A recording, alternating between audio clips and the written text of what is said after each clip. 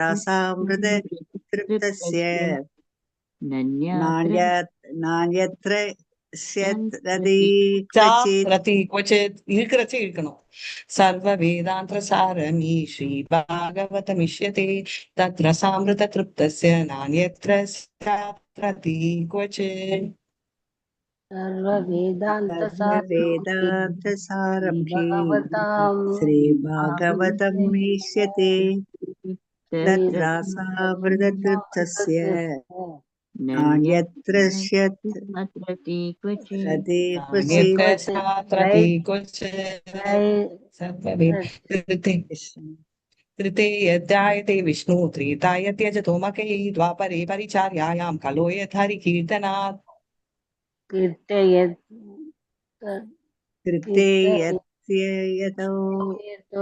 எல்லாரும் சைலண்டா இருக்கீங்க. ரெகுலரா படிக்கிறது தானே?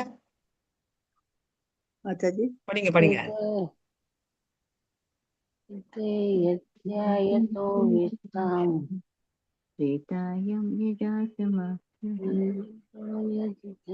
कलेर दोषन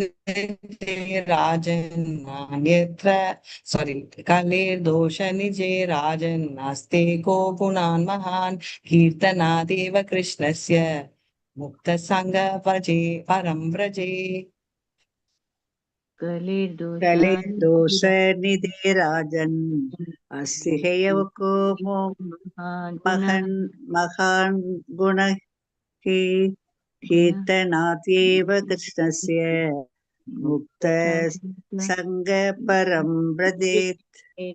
कलेर्दोष निजं राजन् अस्ते को महान् गुणान् कीर्तनादेव कृष्णस्य मुक्त संग परं व्रजेत्. कलेर्दोष निधे राजन् अस्ति हेयको महान् गुणः कीर्तनात्येव कृष्णस्य मुक्त संग परं व्रजेत्. ஸ்கிரீன் தெரியல. தானிஷிமா வந்துட்டாங்க. Okay, Hare Krishna. Thank you so much எல்லாருக்கும். ஹரே கிருஷ்ணா. ஹரே கிருஷ்ணா. ஹரே கிருஷ்ணா. ஹரே கிருஷ்ணா எல்லாருக்கும். ஹரே கிருஷ்ணா மாதாஜி. ஹரே கிருஷ்ணா. ஹரே கிருஷ்ணா மேம். ஹரே கிருஷ்ணா மாதாஜி. ஹரே கிருஷ்ணா. ஹரே கிருஷ்ணா. லீவ். அந்த 272 என்ன ஸ்லோகம் மாதாஜி? எனக்கு நாளைக்கு சொல்றேன் மாதாஜி. அதை க்ளோஸ் பண்ணிட்டேன்.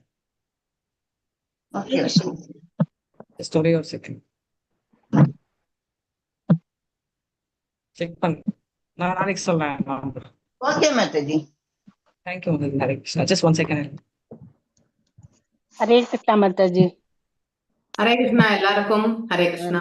ஹரே கிருஷ்ணா மாதாஜி. பிரணாம் மாதாஜி. ஹரே கிருஷ்ணா மாதாஜி. பிரணாம் மாதாஜி. ஹரே கிருஷ்ணா. ஹரே கிருஷ்ணா மாதாஜி. ஹை இல்லட்டி மாதாஜி. ஹரே கிருஷ்ணா ஹரே மாதாஜி. கிருஷ்ணா மாதாஜி. ஹரே கிருஷ்ணா மாதாஜி. இன்னைக்கு மிருதங்க வந்துருச்சு. ஹரே கிருஷ்ணா மாதாஜி. ஜய ராத மாதவ குஞ்ச பிஹாரி जय राधा माधव कुंज बिहारी. राध माधव कुंज बिहारी. जय राधा माधव कुंज बिहारी. जय गोपी जनवल्लभा गिरिवरधारी. जय गोपी जन वल्लभा गिरिवरधारी. जय गोपी जन वल्लभा गिरिवरधारी. जय गोपी जन वल्लभा गिरिवरधारी. यशोदनन्दन व्रजन रञ्जन यशोदनन्दन व्रजन रञ्जन यशोदनन्दन प्रजनन रञ्जन यशोदनन्दन व्रजजन रञ्जन यमुनतीरावनचारी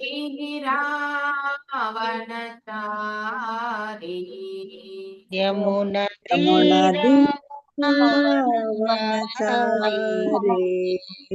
यमुनतीरावनचारी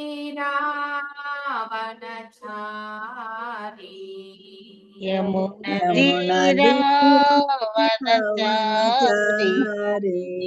जय राधमाधव कुञ्ज विहारी जय जय राधा राधा माधव कुंज माधव बिहारी जय राधमाधव कुञ्ज विहारी जय जय राधा राधा माधव माधव कुंज बिहारी कृष्ण हरे कृष्ण कृष्ण कृष्ण हरे हरे हरे राम राम राम हरे हरे हरे हरे कृष्ण कृष्ण हरे कृष्ण कृष्ण कृष्ण कृष्ण कृष्ण हरे हरे हरे हरे हरे हरे राम राम राम राम राम राम राम हरे हरे हरे हरे हरे कृष्ण कृष्ण कृष्ण हरे हरे हरे राम राम राम हरे हरे हरे हरे कृष्ण हरे कृष्ण कृष्ण कृष्ण कृष्ण हरे कृष्ण हरे हरे हरे हरे हरे राम राम हरे राम राम राम राम हरे राम हरे हरे हरे हरे कृष्ण कृष्ण कृष्ण हरे हरे हरे राम राम राम हरे हरे हरे हरे कृष्ण हरे हरे कृष्ण कृष्ण कृष्ण हरे कृष्ण हरे हरे राम हरे हरे राम राम हरे राम हरे राम राम हरे हरे हरे हरे कृष्णा எல்லாருக்கும் ஓம் நமோ हरे कृष्ण भगवते माताजी। अनुसुया माताजी हरे कृष्णा तो ओम नमो भगवते वासुदेवाय ओम नमो ओम भगवते नमो वासुदेवाय।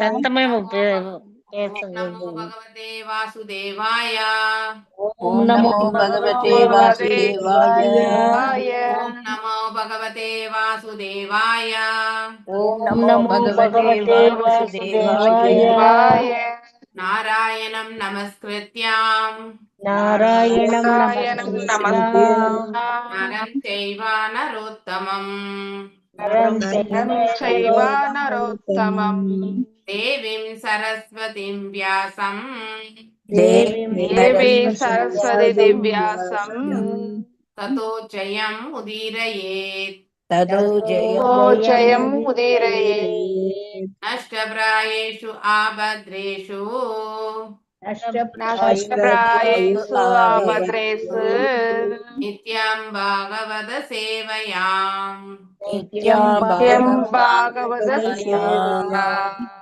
भगवत्य उत्तमश्लोके भगवद्गीते उत्तमश्लोके भक्तिर्भवति नैष्टिकी भक्तिर्भवति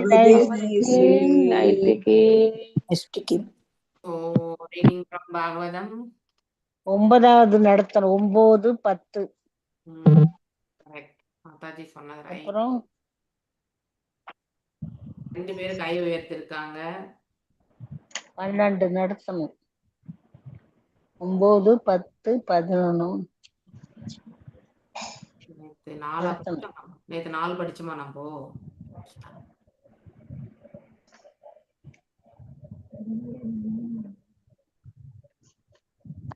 இன்னைக்கு ஸ்லோகம் படிக்கிறத கொஞ்சம் ஹோல்ட் பண்ணிட்டு இது முடிச்சிட்டு அதுக்கப்புறம் வேணா ஆமா ஓகேங்களா? நிறைய இருக்கிறதுனால நிறைய இருக்கு இல்ல தத்துவம் எல்லாம். அது முடிச்ச பிறகு ஜானகிராமன் பிரபுஜி, வனமாலினி பிரபுஜி, அப்புறம் விஜயகுமாரி மாதாஜி. ஓகேங்களா? இவங்களுக்கு கொடுத்த பிறகுதான் வேற யாருக்கும். ஓகே, ஹரே கிருஷ்ணா. ஹரே கிருஷ்ணா.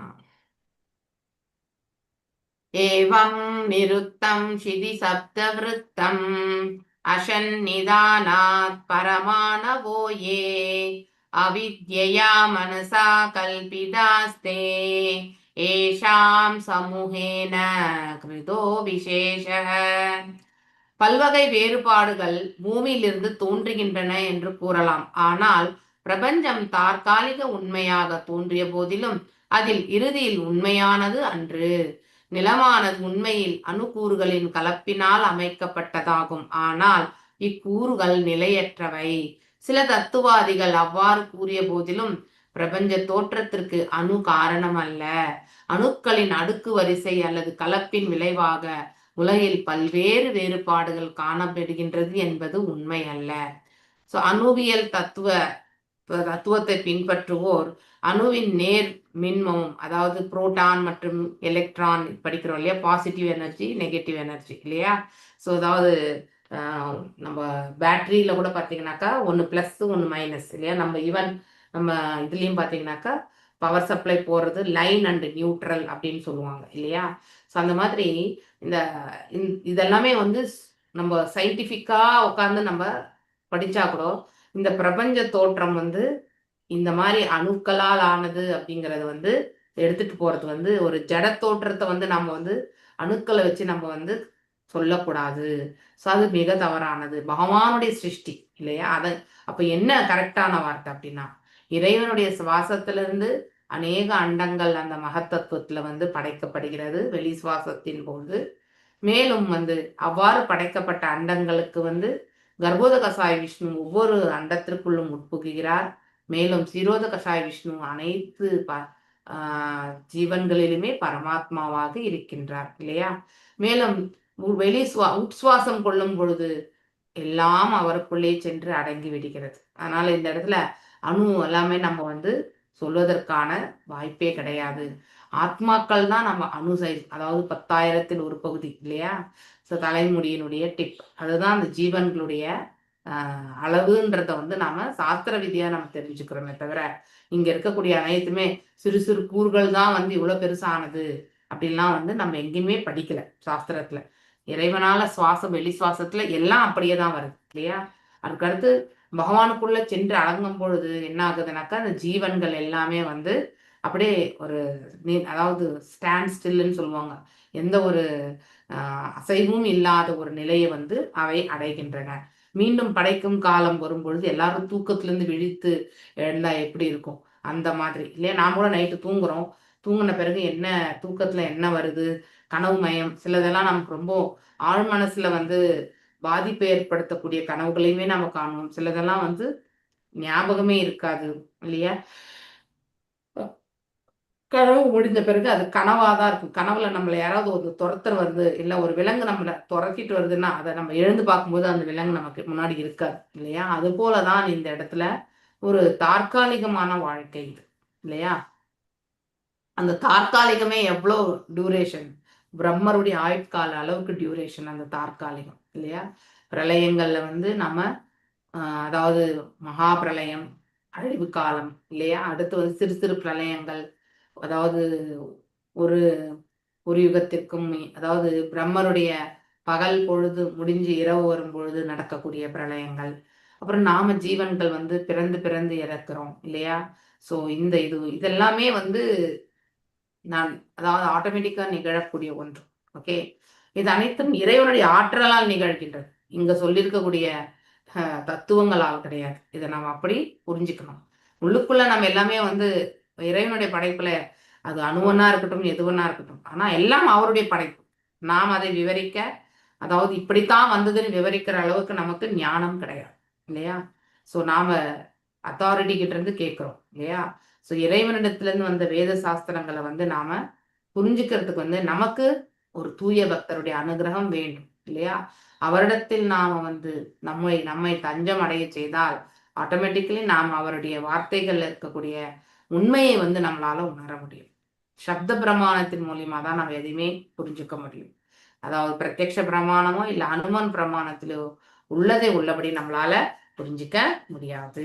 இதுதான் மேல இருக்கக்கூடிய அந்த பேராகிராஃபுக்கு நாம சொல்ல வேண்டியது இல்லையா. பல்வகை இந்த வேறுபாடுகள் எல்லாம் இங்க இருக்கும் இல்லையா. வேறுபாடு இல்லாம ஒன்றும் கிடையாது இல்லையா. ஸோ இப்போ பாத்தீங்கன்னாக்கா நம்ம பிறந்த ஊரை விட்டு நம்ம ஒரு 30 வருஷங்கள் வெளியே இருந்துட்டு நம்ம மீண்டும் அந்த ஊருக்கு போகணும்னா அந்த ஊர் வந்து ரொம்ப நெருக்கமா தெரியும் இல்லையா. அதாவது அப்ப ரொம்ப விஸ்தாரமா தெரிஞ்ச அந்த ஊரு நமக்கு ரொம்ப ரொம்ப நெருக்கமா தெரியும். தெரியறதா உங்களுக்கு? இது மாதிரி அனுபவம் பட்டிருக்கீங்களா? ரொம்ப வருஷம் கழிச்சு நீங்க ஊருக்கு போனீங்கன்னாக்கா அப்போ உங்களுக்கு தெரிய வரும்.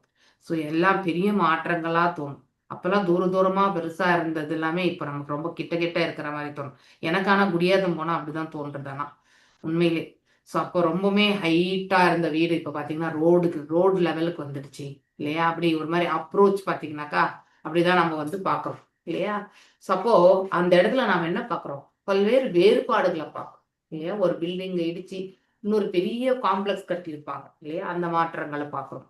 இதெல்லாம் இந்த பூமியில வந்து தோன்றக்கூடியதுதான்.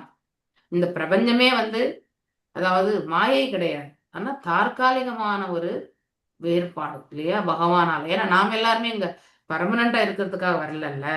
பகவான் வந்து நம்மளை வந்து பக்குவப்படுத்தி மீண்டும் அவருடைய இடத்துக்கு அழைச்சிக்கிறதுக்காக ஒரு தற்காலிக ஏற்பாடு இல்லையா. இப்ப எப்படி நம்ம வீடு கூட ஒரு இடிச்சு கட்டுறோம்னா ஒரு தற்காலிகமா ஒரு வருஷம் வந்து நம்ம எங்கேயாவது டெம்பரரியா ஒரு வீட்டுக்கு வாடகை போயிட்டு இல்லையா. அதுக்கப்புறம் வீடு கட்டி முடிச்ச பிறகு மீண்டும் புது வீட்டுல கிரகோபரேஷன் பண்ணிட்டு நம்ம வீட்டுக்குள்ள வரோம் இல்லையா.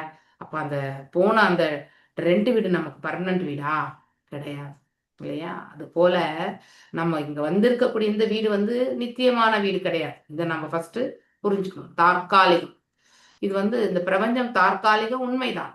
இதை வந்து இது பார்க்கறதுக்கு வந்து எஸ் பர்மனண்டா நமக்கு தெரியும். ஃபேக்ட் அப்படின்னா என்ன அர்த்தம்? எஸ் இது வந்து பார்க்குறோம் நம்ம, இது இருக்கு அப்படிங்கிறது ஒண்ணு. ஆனா உண்மையிலே இது உண்மை அல்ல ஆக்சுவலி இல்லையா.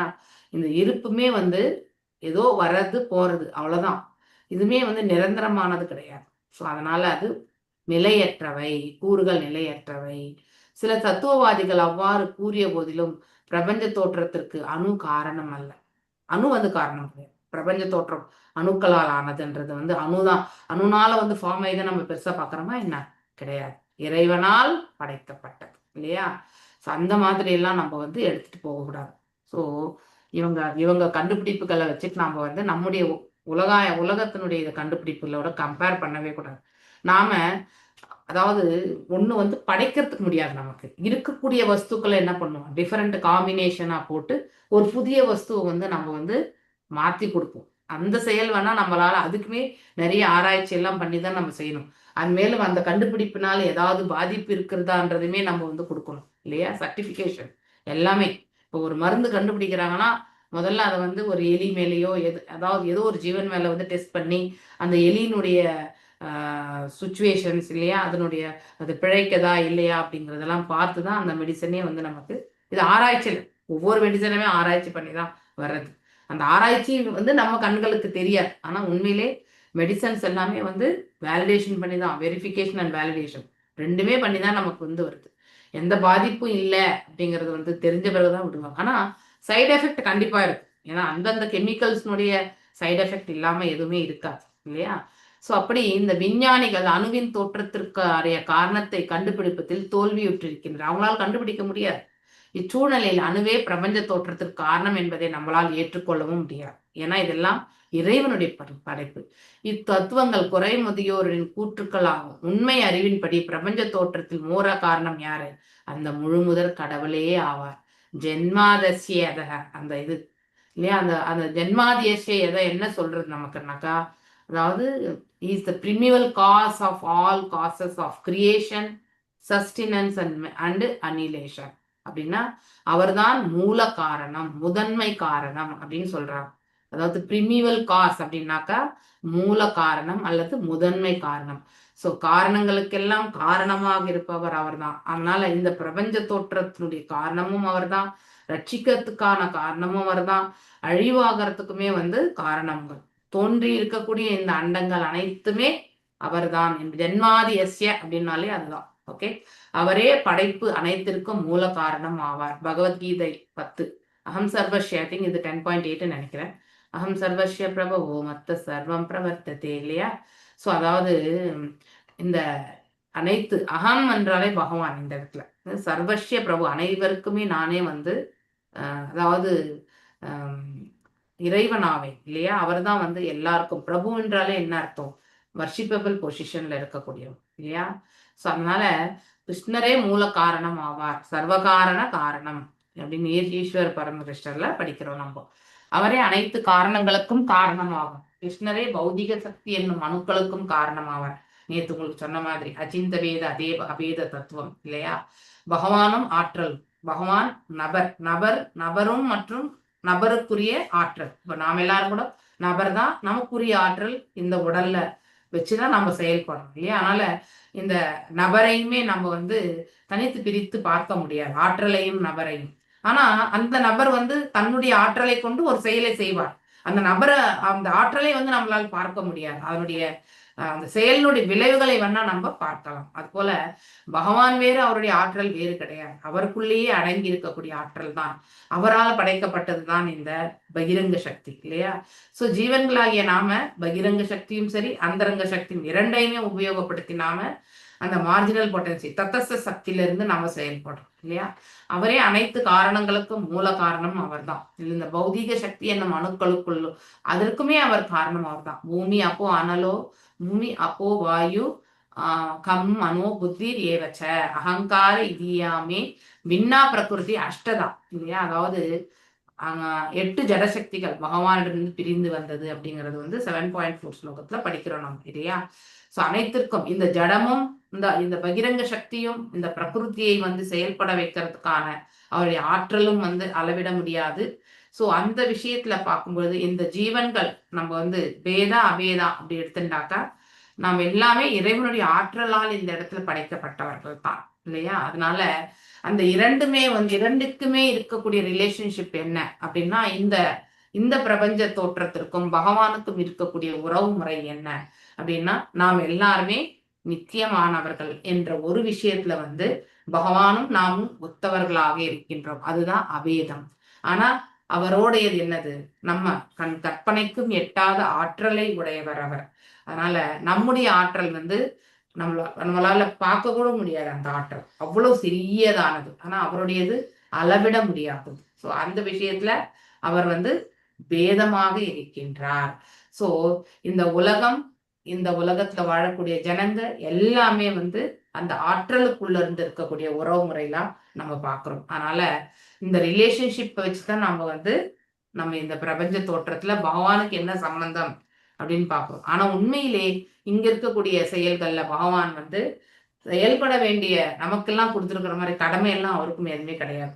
ஆனாலும் அவர் என்ன பண்றார்? செயலாற்றி கொண்டுதான் இருக்கிறார், இல்லையா? ஒரு ஸ்லோகத்தை சொல்றாரு, இல்லையா? நான் இங்க அடைய வேண்டியது எதுவுமே கிடையாது. ஆனா அவருடைய அதாவது தோற்றம், அந்த தோற்றத்தினோடு நம்ம சோ அவரும் அவருடைய ஆற்றலும் வேறுபட்டது கிடையாது நித்திய தன்மையில. ஆனா வேற விஷயங்கள் எல்லாமே வேறுபட்டதுதான் அப்படிங்கறத நாம தெரிஞ்சுக்கணும். சோ அறியாமை மிக்கவர்களே பல்வேறு தத்துவங்களின் மூலம் பிற காரணங்களை தேர்வதில் முயற்சிக்கிறார்கள். சோ இந்த பிரபஞ்ச தோற்றத்துக்குமே இந்த 8 ஜடசக்திகள் தான் காரணம் என்பதை இந்த ஸ்லோகத்திலிருந்து படிக்கிறோம். ஏவம் கிருஷம் ஸ்தூலம் அனுப்ரஹரத்யத் அசஸ்சயஸ்ஜீவம் அஜீவம் அன்யத் திரவ்ய ஸ்வபாவஸ்ய கால கர்ம நாம்னா ஜயாஹி கிருதம் தீயதீம். இப்பிரபஞ்சத்திற்கு உண்மையான இறுதி தோற்றம் இல்லாததினால் இதனுள் பாத்தீங்கன்னாக்க இங்க உண்மையான இறுதி தோற்றம் அப்படின்னா நித்தியமான ஒரு நிலை, வந்து இருக்கக்கூடியதுதான் உண்மை இல்லையா? அந்த மாதிரி ஒரு இது கிடையாது. இந்த பிரபஞ்ச தோற்றம் தோற்றுவிக்கப்படும், ரட்சிக்கப்படும், மீண்டும் அழிவு காலம் வரும்போது இறைவனுக்குள்ளேயே சென்று அடங்கிவிடும். அதனால இந்த தற்காலிகமான இந்த தோற்றத்திற்கு நித்தியமான ஒரு தோற்றத்தை நம்மளால வந்து படைக்க முடியாது. எந்நேரமும் இந்த இடத்துல வந்து வேறுபாடுகள் இருந்து கொண்டுதான் இருக்கும் இல்லையா? சோ நமக்கெல்லாம் கூட பாத்தீங்கன்னாக்கா சிறு பிள்ளையா இருந்தோம், வளர்ந்தோம். நம்ம ரூபத்துல எத்தனை மாற்றங்கள், இன்னும் வயோதிகத்தை அடையும் பொழுது இன்னும் இந்த இதெல்லாமே வந்து சுருங்கி இல்லையா அந்த மாதிரி ஆயிடும். சோ அப்படி இந்த இந்த நிலையில வந்து நம்ம இங்க மாற்றங்களுக்கே உட்பட்டதுதான். ஆனால் நித்தியத்தன்மையை வந்து எதிர்பார்க்க முடியாது. ஆனா பூலோக வைகுண்டத்துல எல்லாமே வந்து ஒரே ஒரே நிலையில இருக்கக்கூடியவங்களை வந்து நம்ம படிச்சு கேட்டிருக்கோம் இல்லையா? சோ ஆத்மாவுக்கு எந்த ஒரு வேறுபாடும் கிடையாது என்பதையுமே நம்ம வந்து படிக்கிறோம். சோ அதனால அங்கே வந்து வேறுபாடுகள் கிடையாது, சுய பிரகாசம் கொண்ட உலகம். ஆனா இந்த இடத்துல எல்லாமே நாம பட்டனை தட்டினாதான் பிரகாசமே இருக்கும். அதாவது டே டைம்ல நமக்கு சூரிய பிரகாசம் வந்து ஃப்ரீயா கிடைச்சாலும் சந்தியா காலத்துல வந்து இந்த மின் மின் மின் ஆற்றலை கொண்டு இல்லையா, மின்சார ஆற்றலை கொண்டுதான் எல்லாமே நகர்கின்றது பிரகாசம். ஸோ அது மாதிரி நம்ம இங்கேயுமே வந்து ஒரே மாதிரி இருக்கக்கூடிய கிடையாது. ஆனா மேல் உலகத்துல அப்படி கிடையாது. நீங்க வைகுண்டத்துல பாத்தீங்கன்னாக்கா 4 கைகளுடைய ரூபத்தை கொண்டவர்கள் தான். ஆனால் பகவானுக்கும் அங்க இருக்கக்கூடிய பக்தர்களும், அதாவது விடுதலை அடைந்த ஆத்மாக்களுக்கும் வித்தியாசத்தை கண்டுபிடிக்கிறது வந்து அவருடைய அவர் போட்டு இருக்கக்கூடிய அந்த கௌஸ்துப மாலை இல்லையா, ஸ்ரீவசங்க முத்திரை, இதெல்லாம் கொண்டுதான் நம்ம இவர் பகவான் அவங்க வந்து அவருடைய பக்தர்கள் என்று நம்மளால வேறுபடுத்த முடியும். அங்கே எந்த வேறுபாடுகளுமே கிடையாது. ஆனா இந்த இடத்துலதான் நமக்கு எல்லா வேறுபாடுகளுமே நம்ம பார்க்கறோம். சில பேர் குள்ளமா இருப்பாங்க, சில பேர் வந்து ஹைட்டா இருப்பாங்க இல்லையா, ஒன்னொண்ணுமே வந்து சில பேர் குண்டா இருப்பாங்க, சில பேர் ஒல்லியா இருப்பாங்க. இதெல்லாம் நம்ம பார்க்கறோம். ஒருத்தர் மாதிரி ஒருத்தர் நம்ம கண்டிப்பா பார்க்கறது. ஈவன் ட்வின்ஸ்ல கூட பார்த்தீங்கன்னாக்கா கொஞ்சம் டிஃபரன்ஸ் இல்லாம இருக்கா. அதை நாம தான் ஐடென்டிஃபை பண்ணணும். ஓகே. ஸோ உயிர் அடையாளங்கள் மற்றும் பொருட்கள் அனைத்தும் கற்பனையானதான் இது எல்லாமே. ஓகே. அப்படின்னா இந்த ஸ்தூல உடலுக்கு கிடைச்சிருக்கக்கூடிய பொசிஷன் எல்லாமே வந்து என்னது, தற்காலிகம். இங்க கற்பனை என்பது சில காலம் மட்டும்தான். ஓகே. இவை அனைத்து மண் என்னும் பொருளிலிருந்து உருவான பாத்திரங்களே ஆகும். 100%. நாம எல்லாம் மண்ணிலிருந்து தான் வந்தோம், கடைசியில மண்ணுக்கு தான் போக போறோம். ஆயினும் அவற்றுக்கு பல்வேறு பெயர்கள் உண்டு. பொருள், அதாவது இயற்கை, முற்சார்பு, காலம், செயல் போன்றவற்றினால் வேறுபாடுகள் வந்து வெளிப்படுகின்றன. இவை அனைத்தும் இயற்கையினால் உருவாக்கப்பட்ட எந்திரத்தனமான வெளித்தோற்றங்களே ஆகும். கண்டிப்பா மெக்கானிக்கல் லைஃப் தான் நம்ம வாழ்றதே இல்லையா? யாருமே ஆத்மார்த்தமான ஒரு இதோட நிலையில இருந்து செயல்படணும்ன்ற அந்த உணர்வு வந்து மிக குறைவு. Very very at least devotee association வந்த பிறகாவது நாம கொஞ்சம் மாறுவதற்கான ஒரு வாய்ப்பு கிடைக்கும். ஆனா எந்த அளவுக்கு நாம ஸ்திரத்தன்மை எடுத்துட்டு போறோம்ன்றத பொறுத்துதான் அந்த ஞானத்தையுமே நம்மளால தர முடியும். உலகில் உள்ள தற்காலிக தோற்றங்கள் மற்றும் பல்வகை வேறுபாடுகள் ஆகிய அனைத்தும் வெவ்வேறு சூழ்நிலையில் இயற்கையினால் படைக்கப்பட்டவைதான். பிரகிருதி கிரியமானானி குணை கர்மாணி சர்வச்சக அகங்கார விமூடாத்மா கர்த்தாகம் இது மன்னியதே இல்லையா? அதாவது நாம தான் இதை படைக்கணும்னு நினைக்க கூடாது அகங்காரத்தினால. ஆனா இது அனைத்துமே இந்த பௌதிக இயற்கையே வந்து இந்த 3 குணங்களுடைய விளைவுகளால் ஆனதுதான். ஓகே. ஸோ அதனால நாம தான் படைக்கிறோம் அப்படிங்கிற அந்த உணர்வு வந்து நமக்கு என்னைக்குமே இருக்கக்கூடாது. ஆகையினால் அதற்குரிய பெருமையினை நாம் அடைய விரும்பி கடவுள் இருப்பதை மறுக்கிறோம். ஸோ அந்த கிரெடிட் எல்லாம் எனக்கு தான் வரணும், ஒரு நோபல் பிரைஸ் கொடுத்தா நல்லா இருக்கும், இப்படிதான் நம்முடைய எதிர்பார்ப்புகள் இல்லையா? உண்மையிலே இறைவனுடைய கட்டளை, அதற்காக நாம் ஆற்றிக் கொண்டிருக்கின்றோம் என்ற உணர்வு வந்து நமக்கு வரணும். எந்த ஒரு சேவையிலுமே நாம பர்சனல் பெனிஃபிட் வந்து எதிர்பார்க்கவே கூடாது. ஓகே. ஸோ அது வந்து தவறான ஒன்று. அதனால் அதற்குரிய பெருமையை நாம் அடைய விரும்பி கடவுள் இருப்பதை வந்து மறுக்கிறோம். ஏன்னா நான் செய்தேன்னும் போது அப்ப அந்த இடத்துல கடவுளே கிடையாது இல்லையா? நான் தான் செய்தேன் அப்படின்னும் போது அந்த சமயத்துல நம்முடைய கான்சியஸ்னஸ், அதாவது உணர்வு கூட பார்த்தீங்கன்னாக்கா இறைவனை மறந்து விடும். நீங்க இதை ஒரு வாட்டி ட்ரை பண்ணி பாருங்க. ஜஸ்ட் உங்களுடைய செயல்கள்ல வந்து அப்சர்வ் பண்ணி பாருங்க. எந்த ஒரு செயலுமே நான் தான் செய்தேன் அப்படின்னு வந்து அந்த அந்த பாவத்தை நம்ம எடுத்துட்டு வந்தோம்னா அது அந்த செயல்களுடைய விளைவுகளுடைய பாவங்களையுமே நாம சுமக்க வேண்டியதுதான். அதே ஆன்மீக தளத்திலிருந்து நாம் செயல்படும் செயல்கள் வந்து நம்மளை வந்து விடுதலைக்கான மார்க்கத்துக்கு எடுத்து செல்லும். நல் மார்க்கத்தை வந்து பகவான் நமக்கு கண்டிப்பாக காட்டுவார். அத்தகைய மார்க்கத்தை மட்டும்தான் நாம தேடி செல்லணும். அது ரொம்ப அகங்கார விமூடாத்மா கர்த்தாக இது மன்னியது அந்த ஸ்லோகத்தினுடைய அர்த்தமாகும். மாயா புறசக்தியினால் மூடப்பட்டிருக்கும் காரணத்தினால் உலகில் உள்ள பல்வேறு படைப்புகளுக்கான பெருமையினை தன்னுடைய தானடைய உயிர்கள் முயற்சிக்கின்றன. 100% ஒவ்வொருத்தருமே இல்லையா, நமக்கு பெயர் புகழ் வராதா அப்படிங்கிறது எல்லாமே நாம இந்த பௌதிக பொருட்களை உபயோகப்படுத்தி செயல்படுறோம் இல்லையா. சோ அதனால நாம செய்யறோம் அப்படின்னு நினைக்கக்கூடிய அந்த பாவத்தையே வெடுத்துட்டு என்னால் இந்த காரியத்தை வந்து செய்யப்பட்டது அப்படிங்கிற அந்த ஒரு பாவத்தை வந்து நாம வளர்த்துக்கணும். மேலும் பல்வேறு படைப்புகளுக்கான பெருமையை தான் அடைய உயிர்கள் முயற்சிக்கின்றன. எஸ், கிரெடிட் எல்லாம் நாம் எடுத்துக்கணும்னு நினைப்போம் இல்லையா. நம்ம ஒரு கம்பெனி எடுத்துக்கோங்க, அதுல வந்து சிஓ, அது கீழே வந்து வேற வேற எல்லாருமே இருப்பாங்க இல்லையா. ஆனா அந்த அடிமட்ட அந்த ஊழியன் வந்து ஒரு பர்டிகுலர் அந்த கண்டுபிடிப்பு, அதாவது கண்டுபிடிப்புன்னு சொல்றதை விட இந்த செயல் இப்படி செய்தா அது நன்மையா இருக்கும்ன்றத வந்து அது ஏதாவது ஷோகேஸ் பண்ணா அது அப்படியே என்ன பண்ணுவாங்கனாக்கா, அதாவது ஓனர்ஷிப் வந்து பாத்தீங்கன்னாக்கா டக்குன்னு எங்கேயோ போய் மாறிடும். ஆனா உண்மையிலேயே உழைத்தவர்கள் வந்து அந்த இடத்துல பெயர்கள் வருவது கிடையாது. அதனால நாம் ஒருத்தர் செய்யறது இன்னொருத்தர் வந்து கிரெடிட் எடுத்துக்கிறது, இதுதான் நாம் இந்த பிரபஞ்சத்துல பார்ப்போம் இல்லையா. ஸோ அதாவது ஏமாத்தக்கூடிய நிலை. ஸோ அதாவது உக்ரகர்மா நம்ம படிச்சிருப்போம் இல்லையா, சீட்டிங்.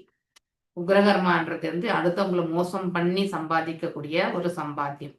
ஆனா இந்த பிரபஞ்சத்துல இன்றைக்கு நடக்கக்கூடிய விஷயங்கள் வந்து நிறையவே அதுக்கு ஒத்ததானதுதான் அப்படிங்கிறத நாம தெரிஞ்சுக்கணும்.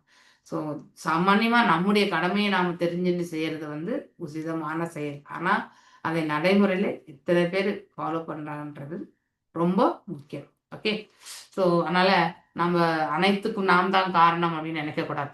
So all the cause of causes வந்து அவர் தான் இல்லையா. அனைத்து சர்வகாரண காரணம் அவர் தான்.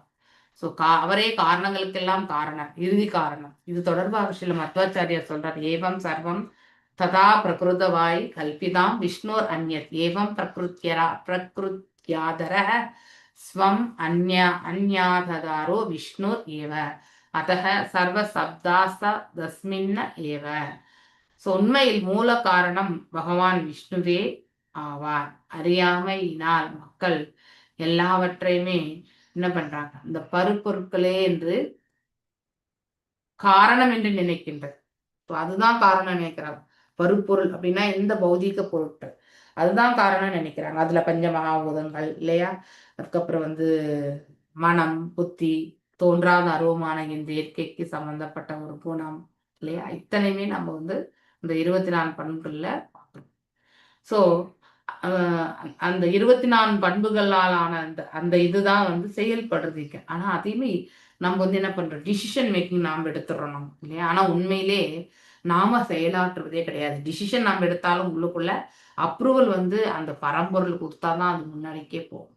ஓகே, மேலும் ராஜா கோபஸ்திரயோமி சரணம் சேதி லௌகிக விவகாரோ நாதத் சத்யா தயோர் பிரம்மாஷரயோ விபு. பொருட்கள் நிலையற்ற அல்லது பௌதிக தன்மையில் வைத்து ஆய்வு செய்யப்படுகிறது. எஸ், ஆராய்ச்சியே பௌதிக பொருட்கள்ல வச்சுதான் செய்யணும் இல்லையா.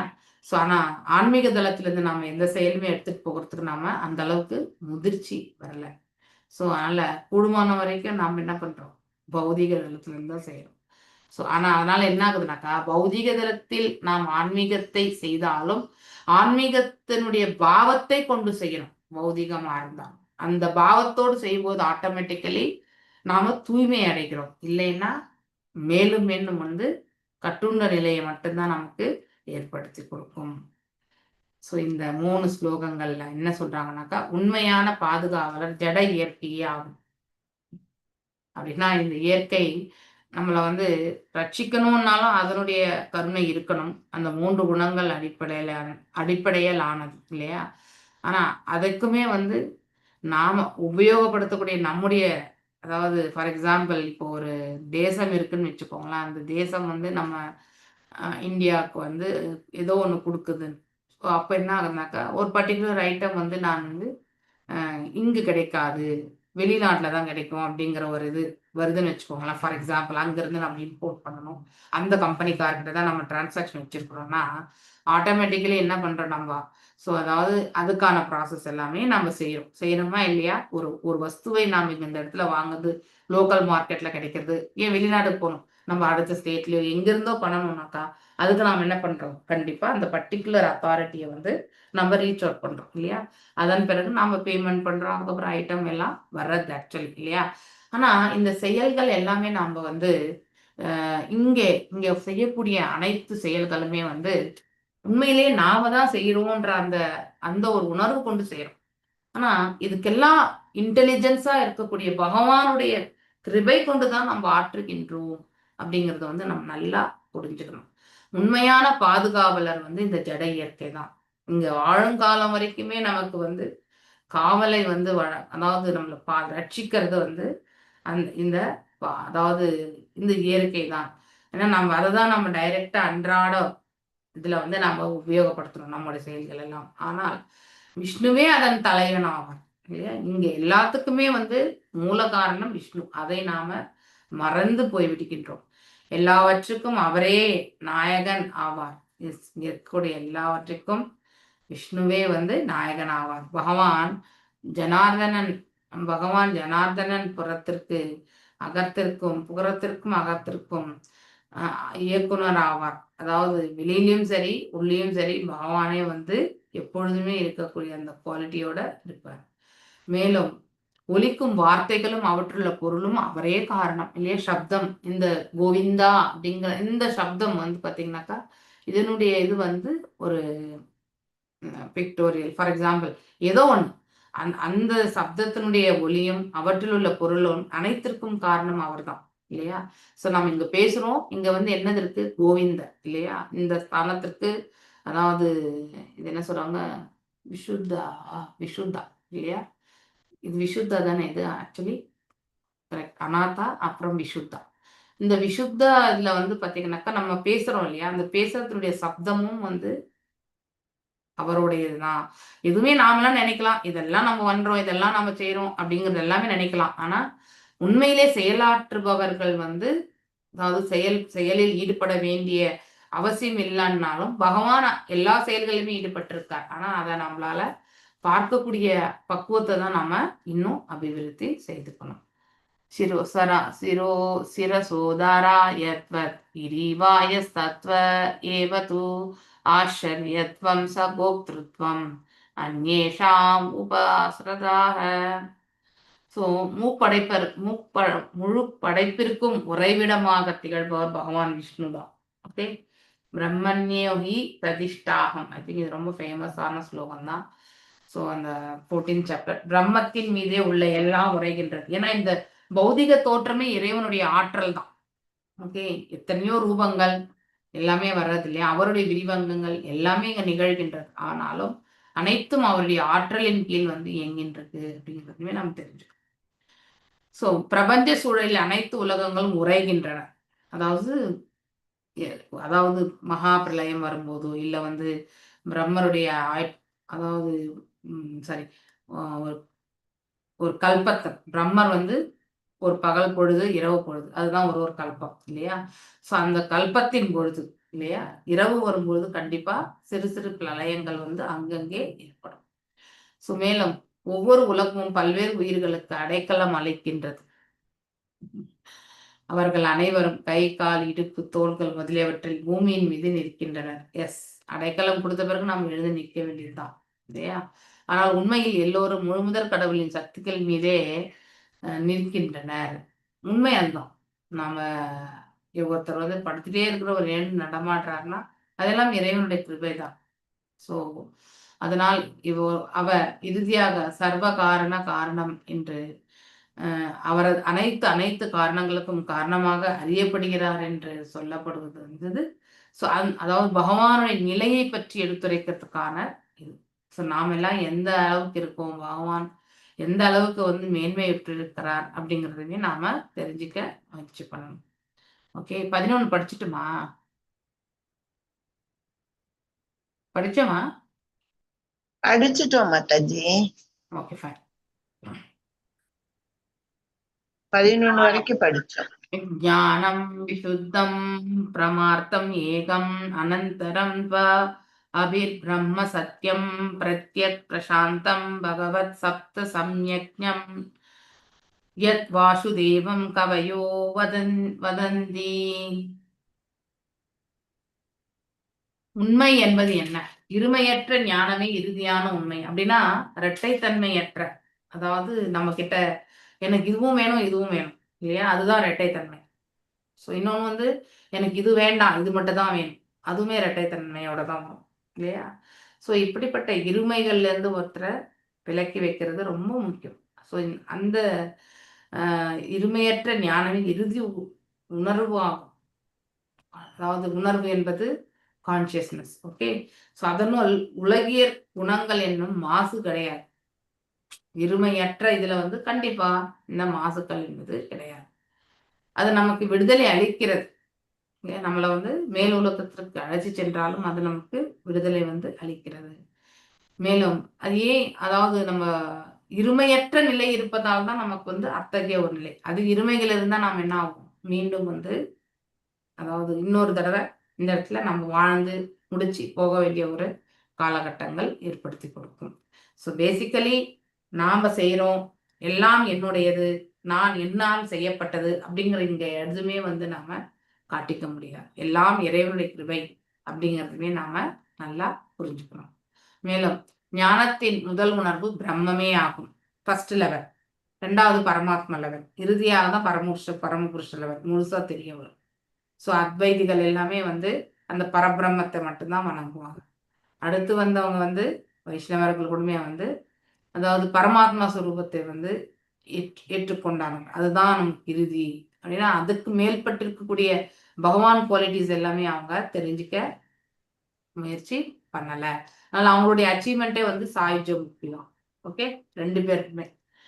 ஸோ ஏன்னா ஒரு ரூபத்தோற்றம் இருக்கின்றது என்ற 4 கைகளுடைய ரூபத்தை வணங்குறாங்க. ஆனா இறுதியில வந்து they will get considered, அதாவது கன்ஃபியூஷன். அதனால மீண்டும் வந்து அந்த அதாவது ஆரம்பம் இல்லையா, அந்த கட்டத்துக்கே அவங்களையுமே நம்ம தள்ளி விடுறோம். ஸோ அதாவது ஃபார் எக்ஸாம்பிள், எஸ் இவங்க வந்து கேப்பபிலிட்டி உண்டு, இவங்க செய்யலாம், ஆனா அவங்க புரிஞ்சுக்க விதம் வந்து ரொம்ப ரொம்ப முக்கியம் இல்லையா.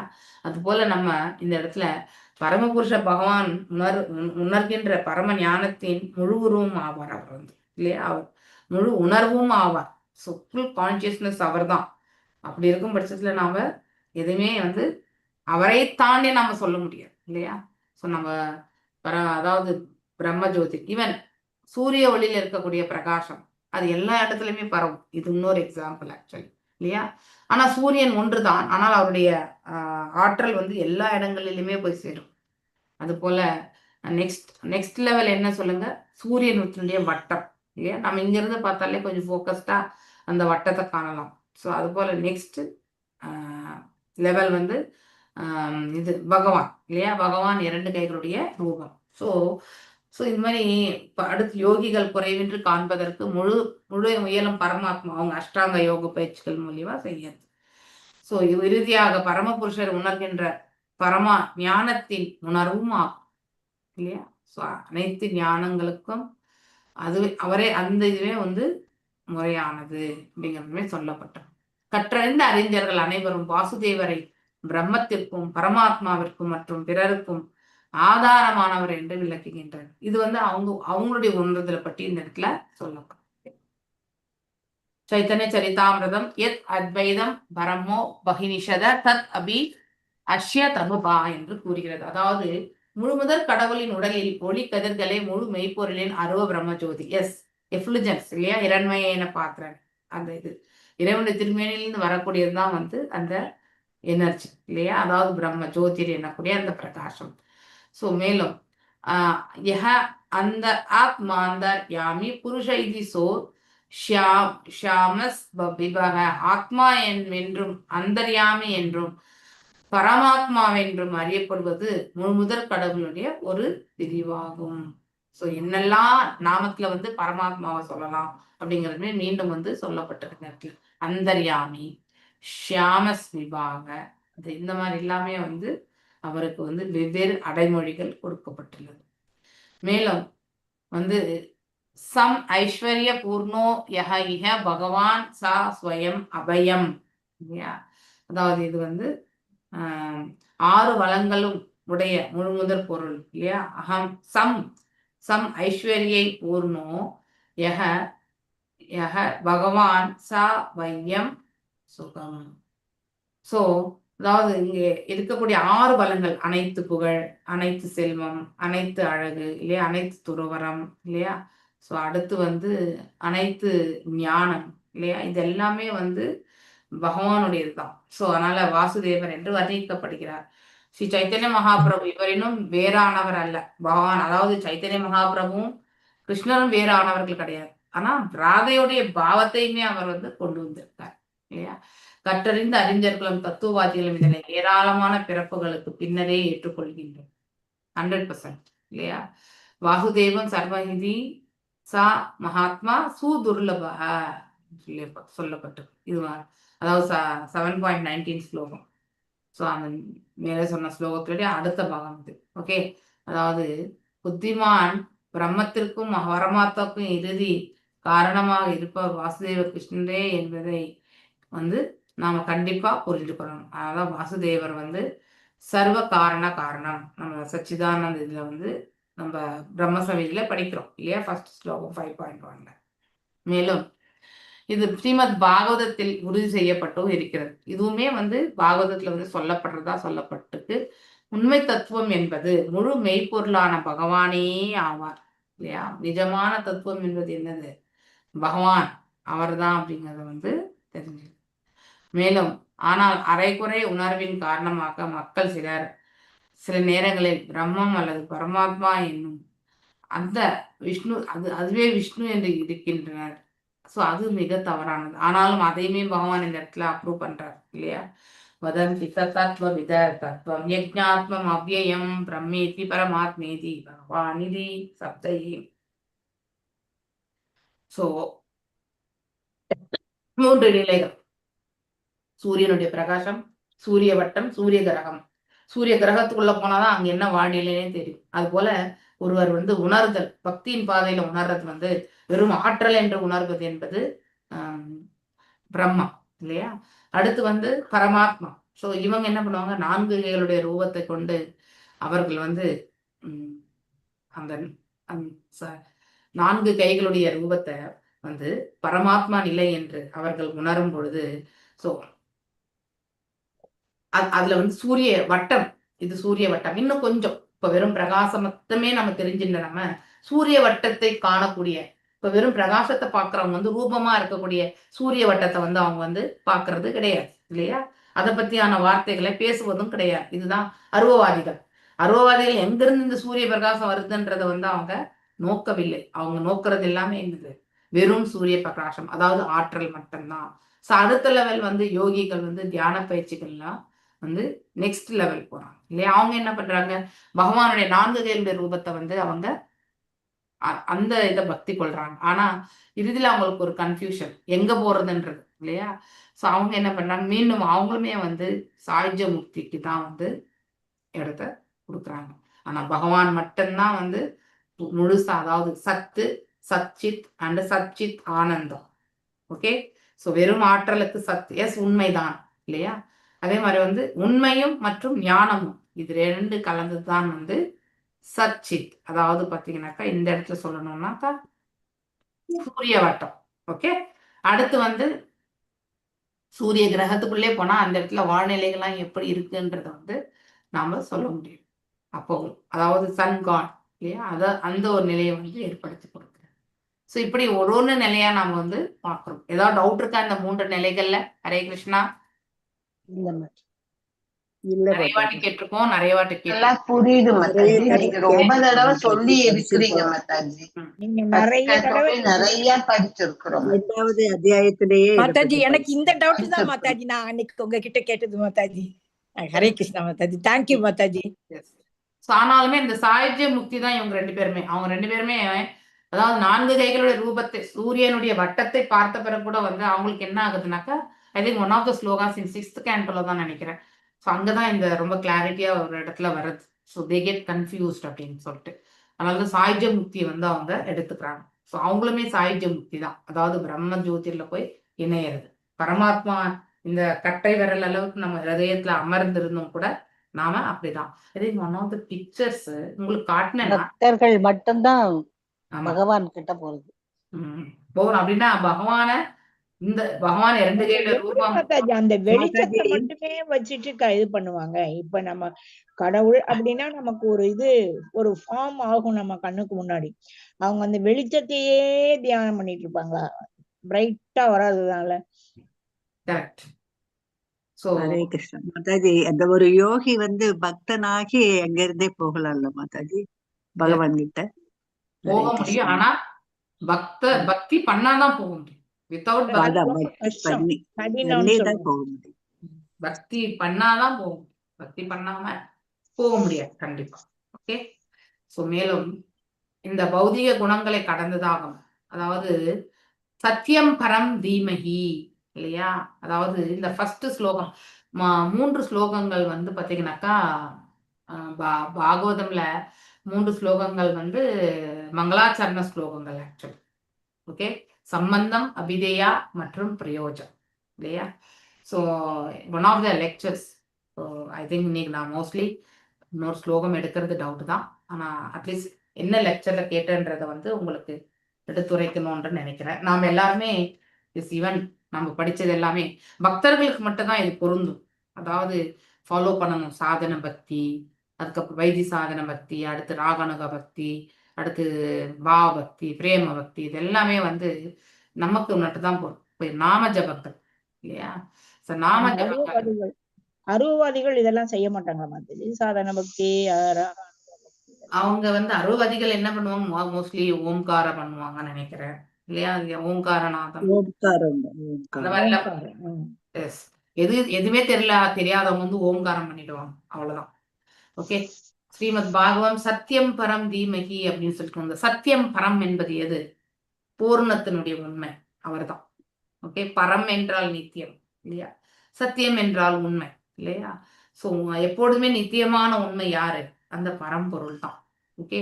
சோ அவர் என்ன பண்றார் இந்த இடத்துல வந்து வியாசதேவர் என்ன பண்றார்? இந்த காவியத்தை இயற்றணும் இல்லையா? இந்த கம்பைலேஷன் வந்து பண்ணாலுமே அவருமே வந்து லிட்டரரி இன்கார்னேஷன் இல்லையா? ஆனாலும் இங்கே குளோரிபிகேஷன் ஆஃப் த லார்ட் கண்டிப்பா நம்ம செய்யணும். புகழாரங்கள் என்பது சூட்டப்படக்கூடாது.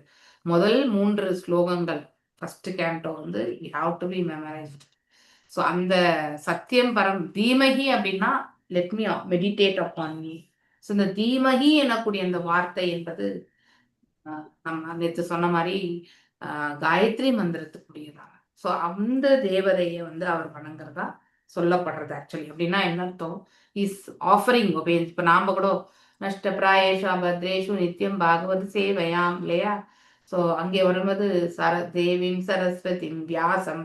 ஸோ நாம டெய்லி நம்ம வியாசருக்கு நமஸ்காரம் சொல்றோம் இல்லையா?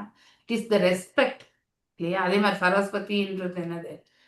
படிப்புக்குடைய அதிதேவதையா இந்த பிரபஞ்சத்திற்கு சரஸ்வதி இல்லையா? தலைமகள்.